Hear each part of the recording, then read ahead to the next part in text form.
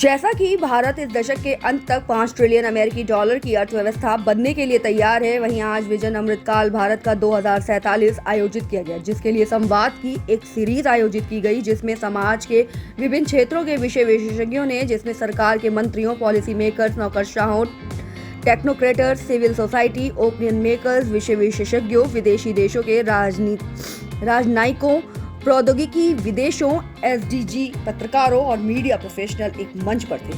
आपको बता दें कि कार्यक्रम का उद्घाटन श्याम जाजू, पूर्व राष्ट्रीय उपाध्यक्ष भाजपा, द्वारा नई दिल्ली के एनडीएमसी कन्वेंशन सेंटर में किया गया। वहीं प्रणव प्रखर ने इस कार्यक्रम को प्रस्तुत किया।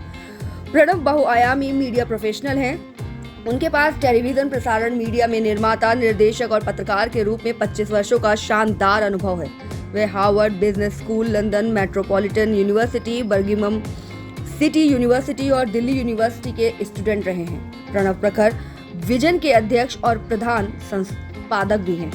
देश के प्रधानमंत्री नरेंद्र मोदी जी ने पूरे देश को और वर्ल्ड को जिस ओर प्रेरित किया है, भारत अमृतकाल से अभी जा रहा है।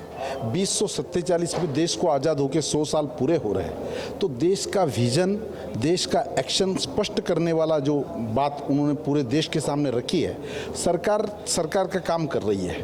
उसके साथ साथ जब तक जनता की इन्वॉल्वमेंट उसमें नहीं होगी तो वो यशस्वी नहीं हो सकता है प्रोग्राम। तो आज यहाँ विजन टीवी इंडिया वर्ल्ड ने इस प्रकार का एक ब्रेनस्टॉर्मिंग सेशन रखा है। आज़ादी के बाद 2047 में भारत कैसे होगा, भारत किस दिशा में जा रहा है, इसके लिए बहुत अच्छा सेशन का आयोजन यहाँ पर हुआ है। मुझे ऐसा लगता है कि ऐसी बातें होने से ही देश आगे बढ़ता है, लोगों का इन्वॉल्वमेंट इसमें होता है। 2047 के लिए क्या कुछ कहना चाहेंगे, किस तरीके की तैयारी भारतीय जनता पार्टी की चल रही है? भारत सरकार की और भारतीय जनता पार्टी की देश प्रथम, ये हमारी सबसे पहले कल्पना रही है। देश तब आगे बढ़ता है जब देश के रहने वाले लोगों का रहन सहन, उनका स्टैंडर्ड ऑफ लिविंग, उनका इनकम बढ़े आगे और देश की इकोनॉमी स्टेबल हो।